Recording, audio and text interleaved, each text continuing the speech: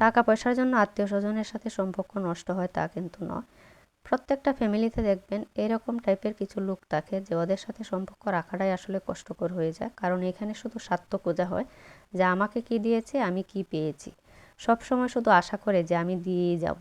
আসলে কি এভাবে সম্পর্ক ঠিক থাকে? পৃথিবীর সবচেয়ে সুন্দর সম্পর্ক হচ্ছে আত্মীয় স্বজনের সম্পর্ক। এখানে দেওয়া নেওয়ার যদি আপনি হিসাব করেন তাহলে আত্মীয় স্বজনের সম্পর্ক ঠিক থাকবে না। আসসালামু আলাইকুম, সবাই কেমন আছেন? আজকে একদম সকাল থেকে ভিডিওটা শুরু করেছি। বাসায় মেহমান আসবে আর ইফতারির আয়োজন, তারপর হচ্ছে রাতের খাবার, দুই বেলা মিলিয়ে তো অনেকটাই সময় লাগে। সেজন্য সকাল থেকে শুরু করেছি। ভিডিওটা একটু বড়, কেউ স্কিপ করবেন না, তাহলে কিন্তু রেসিপিটা মানে শেখা যাবে না। যদি শিখতে চান ঘরোয়াভাবে সুন্দর একদম মজাদার কাচ্চি হবে আজকে। এখানে মাংস ধুয়ে সুন্দর করে একদম পাতিলে উঠিয়ে নিয়েছে। মাংসর পিসগুলো কিন্তু বড় থাকতে হবে যেহেতু এটা কাচ্চি। তারপর এখানে পরিমাণ মতো মশলা দেওয়া হয়েছে। এটা হচ্ছে কাচ্চির যে প্যাকেটের শানের মশলাটা, সেটা দেওয়া হয়েছে।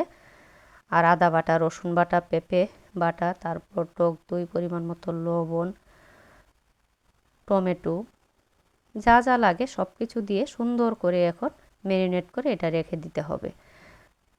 বিরিয়ানির কালারটা শুধু দেখুন কি যে সুন্দর হয়েছে। আর কাচ্চি মানেই তো হচ্ছে তেল আর ঘিয়ে একদম ভরপুর থাকবে। তেল দেখে কেউ ভয় পাবেন না, কারণ কাচ্চি মানেই হচ্ছে তেলে একদম ভর্তি থাকতে হবে, না হয় কাচ্চিটা মজা হবে না।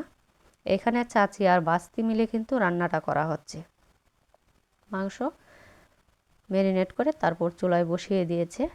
এখন জাল উঠে গিয়েছে। পেঁয়াজ, বেরেস্তা, ঘি সব কিছু দিয়ে এটা এখন ডিম আঁচে রেখে দিতে হবে যাতে মাংসটা ভালোভাবে সিদ্ধ হয়ে যায়। তবে পেঁপে বাটাটা অবশ্যই দেওয়ার চেষ্টা করবেন, তাহলে মাংসটা সফট হয়, একদম তাড়াতাড়ি সিদ্ধও হয়ে যায়।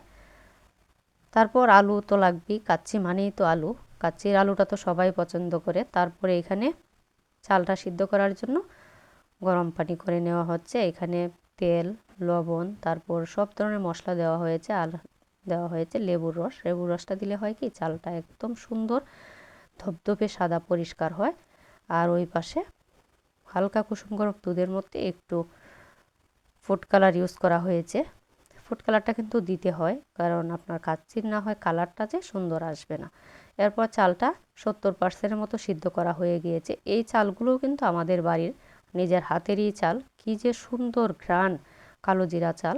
তারপরে এখানে মাংসগুলো সুন্দর করে রান্না হয়ে গিয়েছে। এখন সাজানোর পালা। আলু, কাঁচামরিচ, যা যা লাগে সব কিছু দিয়ে চাল দিয়ে দিয়েছে।